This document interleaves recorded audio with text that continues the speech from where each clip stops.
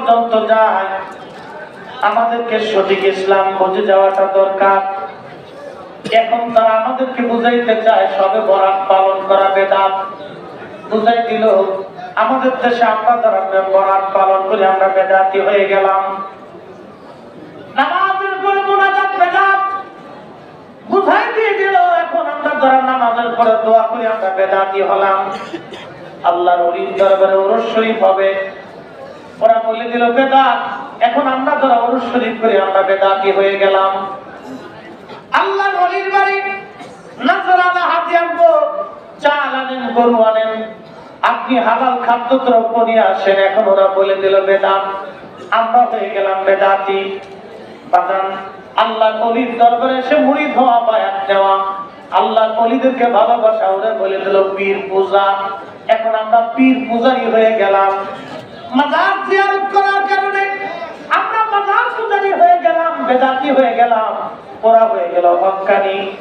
আজ থেকে 1450 বছর ধরে আসা ইসলাম, এটা এখন বেদাত হয়ে গেল, ওরা হয়ে গেল হক্কানি। ও মুসলমান, ও জাকির ভাইরা, মাইকের আওয়াজ যতদূর পর্যন্ত যাচ্ছে কথাগুলি খুব মনোযোগের সাথে শুনে যাবেন। আসলে বেদাতি কারা? বেদাতি কিন্তু আমরা না। বেদাতি বুঝেই আমি মূল আলোচনায় চলে যাব। আল্লামা ইমাম শাফিঈ বিশ্ববিখ্যাত 4 ইমামের এক ইমাম ছিলেন। তিনি বেদাতের সংজ্ঞা দিলেন এইভাবে: মা উহদিসা মিম্মা ইউখালিফু কিতাবান আও সুন্নাতান আও আসারান আও ইজমাআন ফাহাদিহি বিদআতুদ দালালা। যেটা কোরআনের বিপরীত এটা হলো বেদাত, যেটা সুন্নাতের বিপরীত এটা হলো বেদাত, যেটা সাহাবী এবং তাবিঈদের সিদ্ধান্তের বিপরীত এটা হলো বেদাত। ইজমায়ে উম্মাহ উলামায়ে মুজতাহিদিন যেটাকে হারাম বলেছেন এটাকে যারা হালাল করবে এটা হবে বেদাত।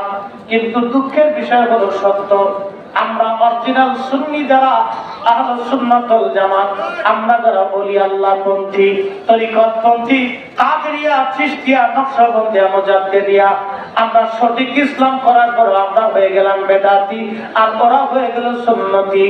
এ বাজার মুসলমান, খুব মনোযোগ দিন।